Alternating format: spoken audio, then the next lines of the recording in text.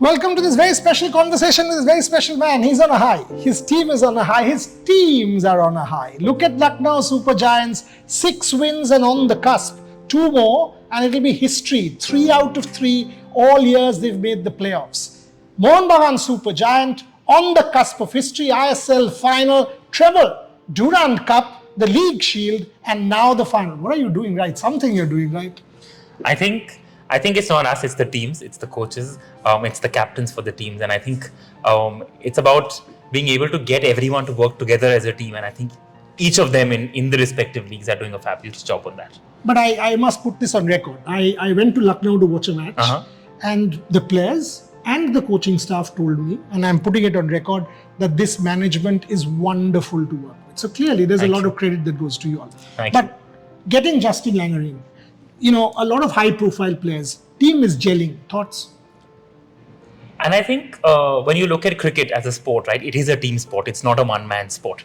And I think that's something that most cricket players or all cricket players anyways have innately in them, that they have to work together as a team. And I think a large part of that responsibility also falls on the shoulders of the captain and the coach. And both with KL and JL, I think they've been able to kind of get the best out of everyone and play each person to their strength. And I think that's what's truly reflecting on the field.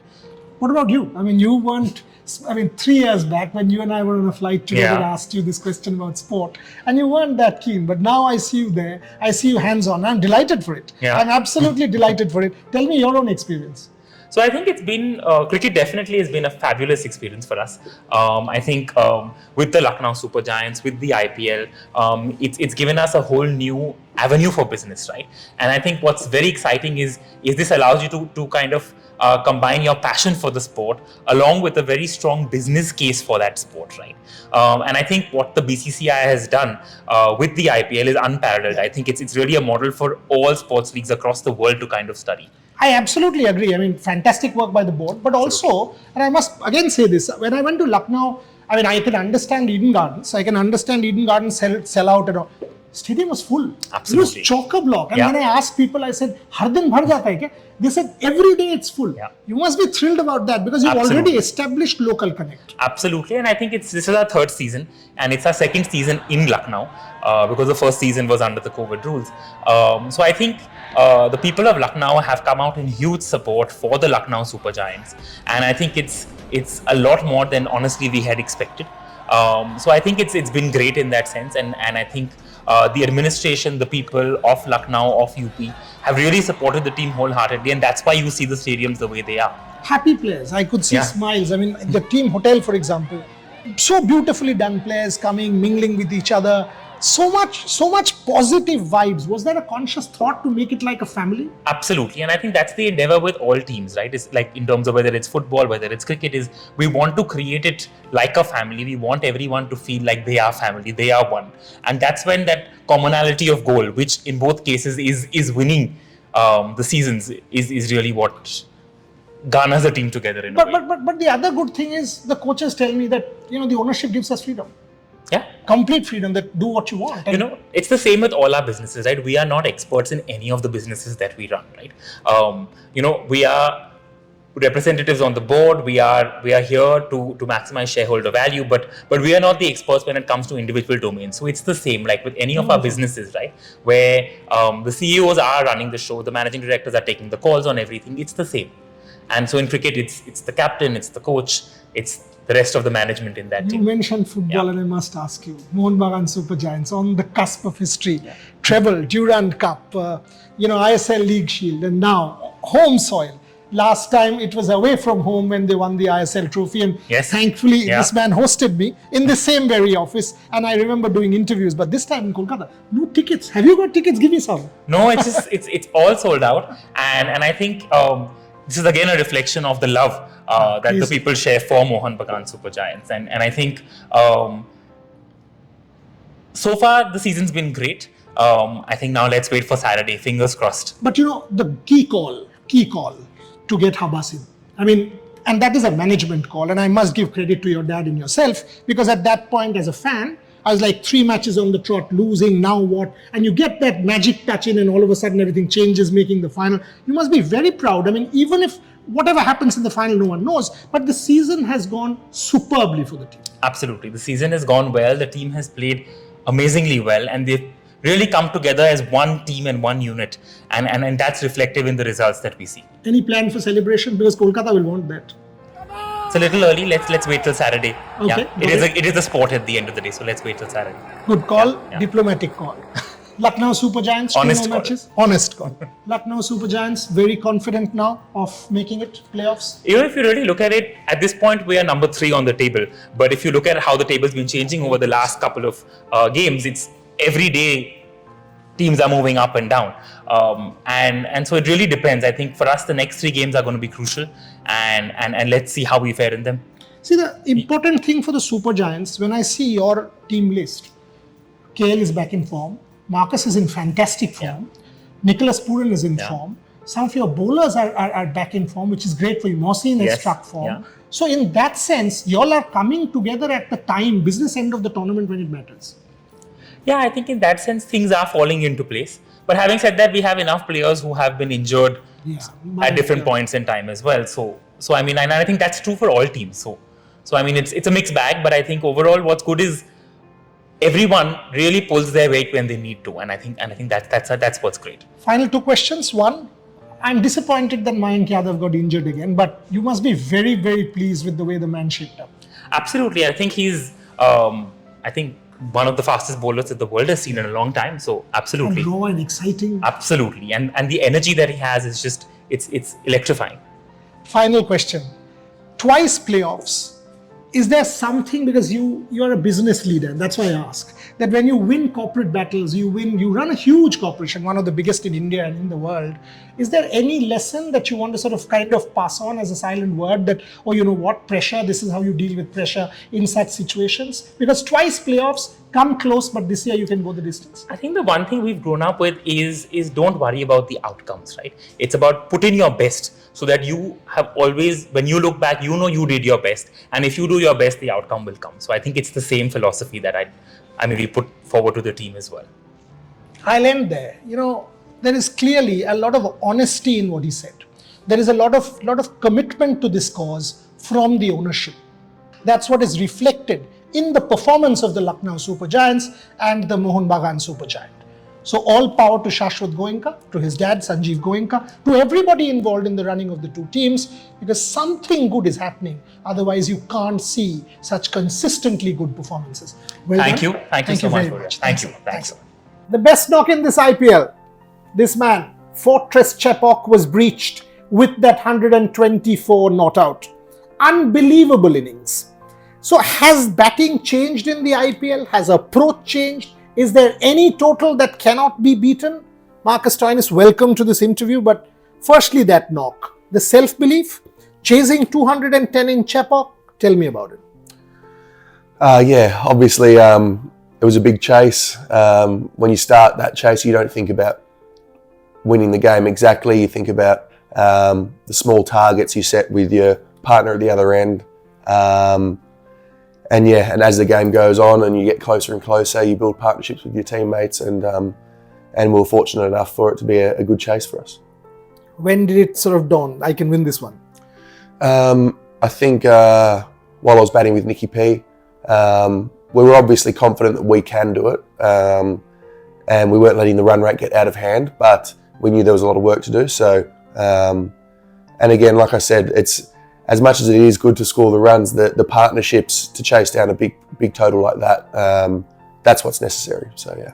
Has batting changed in the IPL, or rather in T20 cricket? Has it evolved? Because now 200 seems par.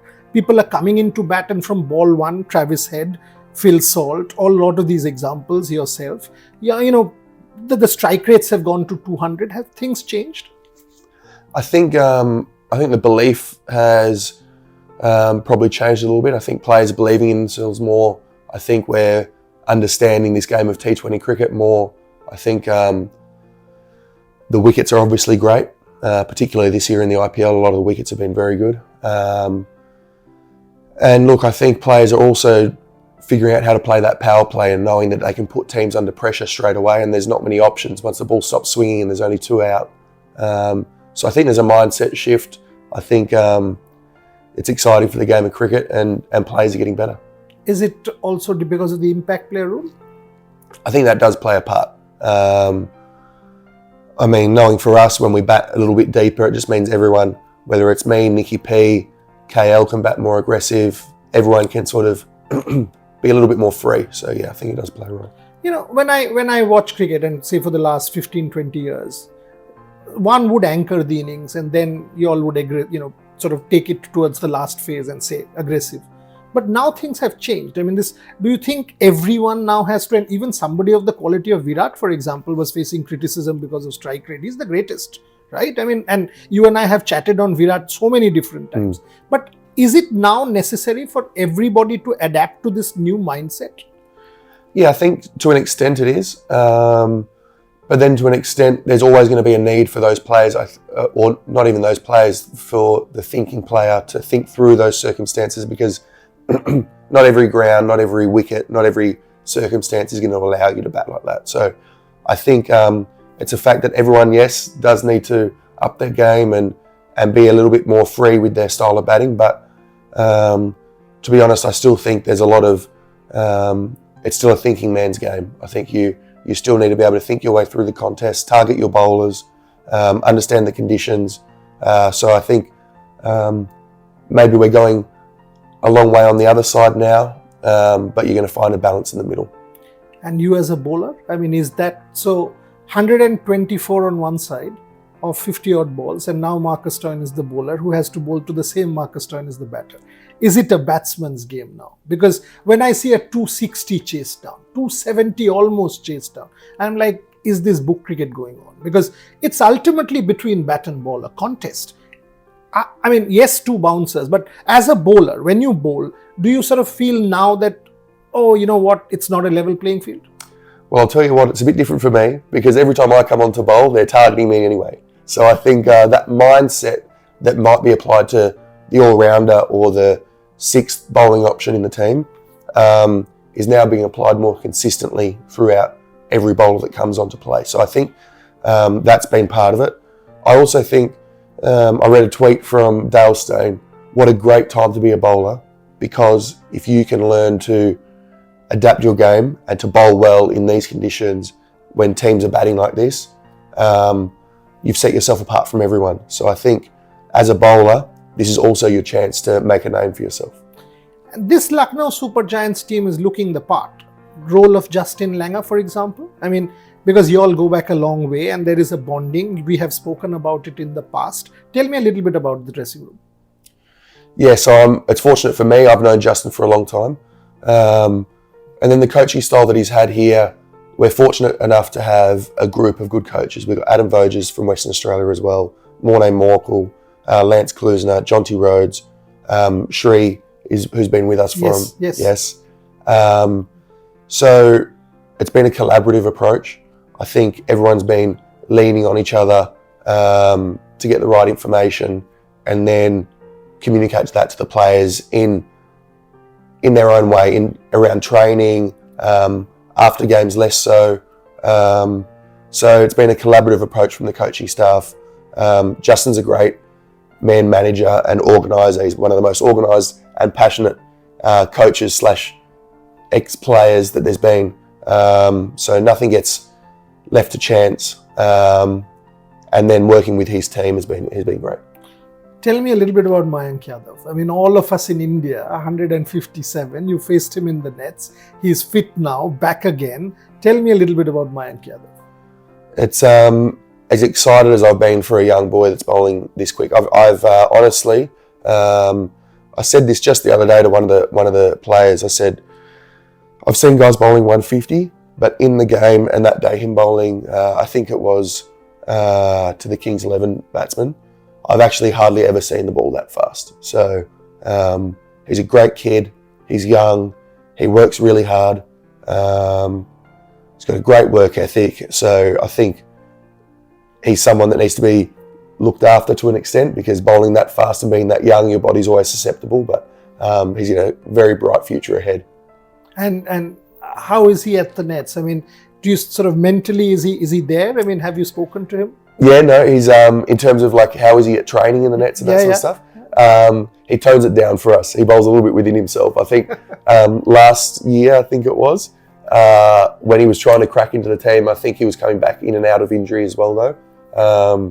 There were a couple of times where he bowled bloody quick, and most of the balls were around your nose as well. So now he's got a lot more control, and I think he knows how fast he is, so he might not take, maybe he just tones it down to 145. Unbelievable. I mean, and as an Indian, what a talent this guy is. And when I think of Mohammad Shami, Jasprit Bumrah, Mayank Yadav in Australia against Australia, and I'm like, that's the contest. But tell me something, Marcus. I mean, you faced it yourself. Whenever, take Virat, take Rohit, take KL, the kind of criticism now that happens, at times it goes off the boil. And that kind of toxicity from fans is something I have written about multiple times, and you know that. Can you tell me a little bit about that as a player? Yeah, it is really hard. I mean, there's so many great aspects to our game and the support we get. And the fans, I mean, that's why we play, and it's why we're allowed to play all year round and all around the world. But I think, yeah, this... I mean, to question Virat's place. Yeah. Is slightly strange, right? Yeah, I think it shows that no one's immune. I think it shows that there's obviously I think the social media aspect, the fact that people can say what they want behind a screen with either a fake account or whatever it is, it just means that they're anonymous, and it gives a little bit of power, I guess, to people that want to have an opinion about this sort of stuff. The thing is I don't really see it stopping. It's troubling. Yeah, and I think if I'm even being honest, I think the next generation I feel sorry for, because it's going to be even harder. I mean, for me personally, I'm 34, so I at least got to come through the ranks with a bit less of that around. But for young players now, young 23-year-olds, young Mayank Yadavs, who have grown up with social media so accessible and this sort of stuff, it does make me a bit nervous for them. And yeah, obviously, I don't think it's good. I'd love there to be a lot less of it. I just don't really see how it's going to stop, though. Let me make it more positive now. I mean, are you surprised with MS Dhoni? All of us are. How is it possible? I don't know if I'm surprised. I've spoken to a few people about this. I mean, even some of the shots he's playing, they're new shots, like him walking across the stumps and flicking it over the leg side. I think he's obviously playing with a lot of enjoyment and freedom. I think he should walk in a little bit earlier. I think he's saving himself a bit late, but no, he's brilliant. He's an inspiration to obviously India and Indian cricketers, but also to us. He makes me want to play till I'm 43 now as well. No, he's. I'd like to say I'm surprised, but I don't think I am. I mean, for somebody who doesn't play cricket 10 months, 11 months of the year to come and score 20 or 4 balls, it's unreal, absolutely unreal. It's amazing the mental strength I think he must have, and the confidence he must have in himself to be able to do that. Yeah. Australia, World Cup coming up. When I see a Jake McGurk, I see a Travis Head, and I'm like, oh, what's going on here? Unbelievable team. It is exciting. I think obviously the last 3 or 4 years have been good for Australian cricket, whether it's Test cricket or T20 cricket. And look, to be honest, I think the team is gelling and getting even closer and getting even better, and understanding the style of cricket we want to play. And guys like Travis Head and Jake Fraser McGurk coming in now, I think if he gets his chance, I think he's more than ready. But I also think that doesn't mean anything in terms of winning championships or winning World Cups and that sort of thing. We've shown that before. We probably haven't been the best team, but we've been the best team on the day or in the 21 tournament. in Dubai. Yeah. So as much as it's exciting for us, and we've got that experience now, and we have won some, again, it guarantees nothing. Last few questions. One, these kind of totals, 240, 50, etc. Do you think the World Cup will be like that? Or because I was seeing CPL scores, 180, only Barbados was 200. Do you think this is, an aberration, or in general scores will be more going forward? Look, I don't think on the wickets there we're going to see regular 250 scores. Maybe on a day you get a beautiful wicket, there'll be some big scores, but I think, like you were saying, that 180 to 200 is a good score on some turning wickets, on maybe some lower wickets, especially come the finals time of the World Cup. Last few. 1, 50 runs to get of the last 3 overs. You are batting and everybody knows the onus is on you to win the game. Take me into your mind. Give me an answer. How do you deal with that pressure, soak it in and go and win that game? So I'd usually be thinking, so say the 50 runs off the 3 overs, you usually know that the strike bowler will probably not bowl the last over. They usually the captain brings them to the 19th or the 18th. So that'll be part of my thinking is how many I need to get off that bowler with less risk. And I'll usually try and personally take the game when it's always going to be in the last over when it's 50 runs. And my thinking is take the game to a position where the bowler is at least as nervous as I am. The bowler is doubting himself, and take them to a position where the captain's running over and giving advice, the fielders are running in, and try and see that dynamic change in the game. Because I know then that's when I can lean on my experience. I know that I enjoy the pressure and all those sort of things. So I try to get the game into that situation and know that the odds of me getting the ball I want or me being able to stay still and get the half volley, all that sort of thing, I think they're going up in my favour. I'll end there with this saying that, this is one man who I've been in continuous touch. I've seen him evolve as a cricketer, as a human being, and now the way he's batting and of course contributing to the LSG cause in the IPL is for everybody to see. So all power, all strength, and all the very best to you, Marcus Stoinis. I mean, and who knows? I mean, his girlfriend is here at the moment. Some news on that front maybe at some point in time. Thanks a lot. Thank you.